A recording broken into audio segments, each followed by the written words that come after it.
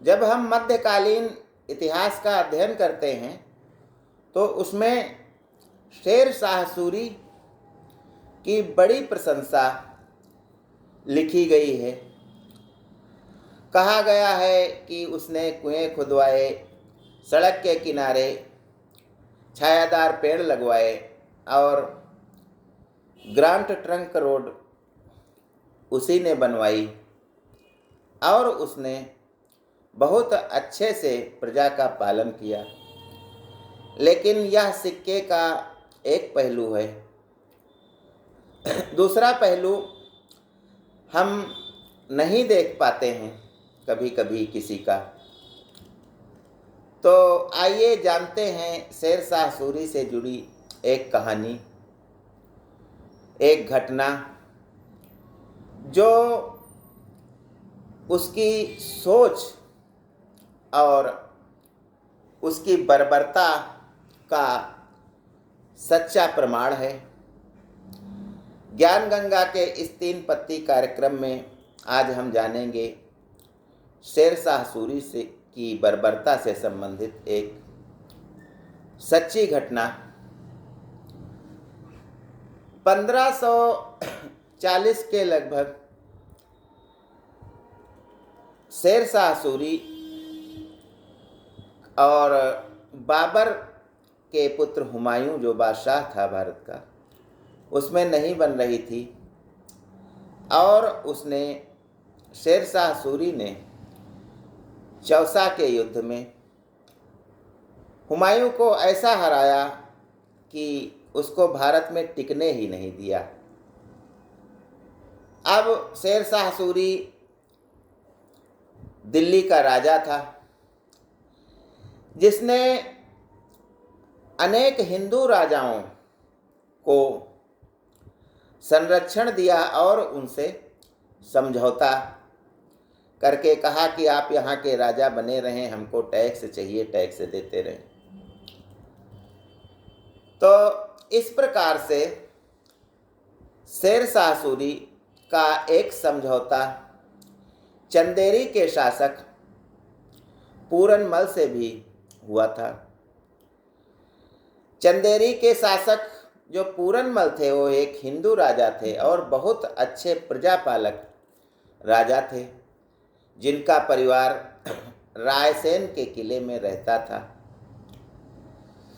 लेकिन चंदेरी का शासन शेर शाह सूरी ने दे तो दिया था पूरनमल को, लेकिन पूरनमल के राज्य के जो मुस्लिम समुदाय के व्यक्ति थे वे चाहते थे कि एक हिंदू राजा के संरक्षण में हम लोग नहीं रहेंगे और पूरनमल को शेर शाह उजाड़ दे, भगा दे और मुस्लिम राज्य स्थापित कर ले।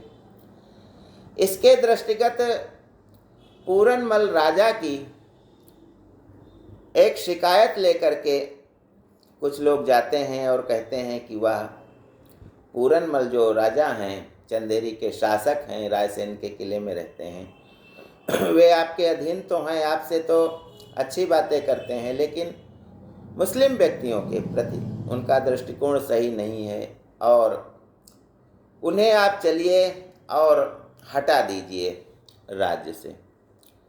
शेर शाह की समझ में बात आती है कि चलिए ठीक है, शिकायत कर रहे हैं जब बड़े बुजुर्ग, तो हो सकता है पूरनमल राजा जो हैं उनके द्वारा कुछ बर्बरता की गई होगी इन पर, इसलिए ये लोग शिकायत करने आते हैं। तो वह आता है और किले को घेर लेता है, लेकिन किला इतना मजबूत बना था और जो पूरनमल राजा थे वो इतने प्रजापालक और अच्छे स्वभाव के थे, उनका दरबार जो था उसमें जितने मंत्री थे सब उनकी सहायता करते थे।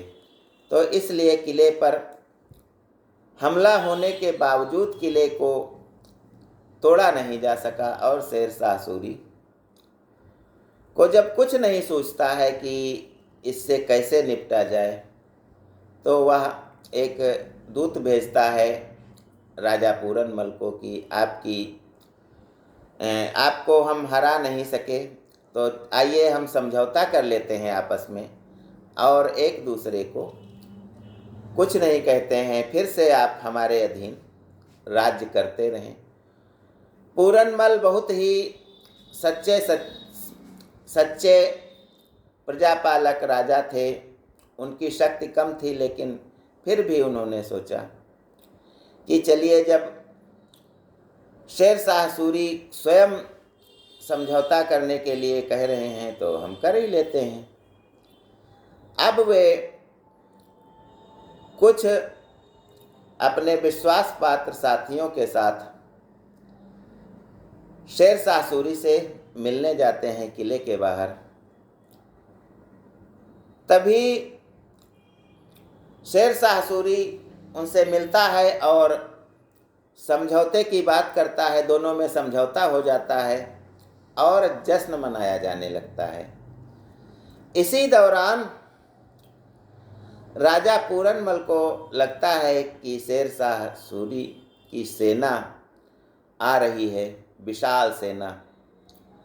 वह समझ जाते हैं कि हमारे साथ शेरशाह सूरी ने धोखा कर दिया है, और चूँकि यह सेना आ रही है इसलिए हमारे राजपाट सब कुछ, खजाना सब कुछ तो लूट ही लेगी, हमें भी मार डालेगी, और महिलाओं और राज परिवार के लोगों के साथ भी बहुत बर्बरतापूर्ण व्यवहार करेगी सेना।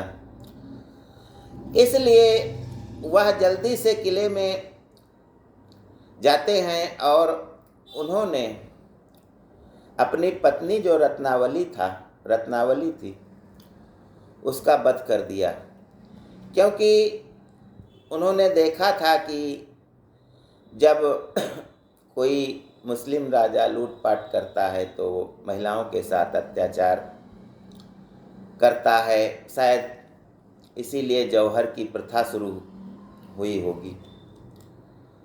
तो वे अपनी पत्नी रत्नावली को इसलिए मार देते हैं कि उनके साथ कुछ अपमानजनक कोई न कुछ कर सके, और फिर तमाम सेना से लड़ते लड़ते मर जाते हैं। लेकिन यहाँ उन्होंने एक गलती कर दी थी। अपनी पत्नी को तो मार डाला था, लेकिन उनकी एक पुत्री थी और 2 पुत्र थे जो नाबालिग थे। 14 साल की उम्र लड़की की थी, 12-10 साल लड़के की उम्र थी। तो पूरनमल ने सोचा कि ये तो बच्चे हैं, इनके साथ कोई क्या करेगा, और अपनी पत्नी को मार करके फिर युद्ध करने निकल जाते हैं और वीर गति को प्राप्त होते हैं। जब सेना सूरी की घुसती है किले में तो वह वहाँ तांडव करने लगती है। सबको जो भी मिलता है सबको कत्लेआम किया जाने लगता है। क्योंकि पूरनमल राजा थे तो इनके महल में, इनका ये जहाँ रहते थे वहाँ शेरशाह सूरी खुद गया, और जाते ही उसने पूरनमल के जो 2 बेटे थे 10 साल 12 साल के, उनका कत्ल कर दिया। और जो यह बालिका होती है 14 साल की, पूरनमल की राजकुमारी होती है, उसको शेरशाह सूरी अपनी सेना को दे देते हैं, इसके साथ जो भी करो। सेना उसको नोचने घसोटने लगती है, और वह जब लड़की बेहोश हो जाती है तो मरणासन अवस्था में हो जाती है, और उसके बाद उसे दिल्ली लाकर रेड लाइट एरिया में वैश्यालय में बेच दिया जाता है। एक राजा की बेटी जो लाड़ प्यार से पली थी वह एक कोठे पर पहुंचा दी जाती है। अब वह सब शेर शाह सूरी की महिलाओं के प्रति इस नफ़रत का नतीजा होता है कि ऐसा कृत्य होता है। यह लड़की वहाँ बहुत दिनों तक रहती है और अंत में एक दिन जब उसे पता चलता है कि शेर शाह सूरी की मृत्यु हो गई है, तब वह अचानक अपने प्राण भी त्याग देती है। तो यह एक ऐतिहासिक घटना है, एक बर्बरता की कहानी है, जिसे पूरनमल नहीं समझ पाए कि बच्चों के साथ भी अत्याचार करने में ये लोग नहीं हिचके, और शेर शाह सूरी पर यह एक कलंक के रूप में दाग हमेशा के लिए लग गया। ज्ञान गंगा में बस आज इतना ही। धन्यवाद। जय हिंद, जय भारत।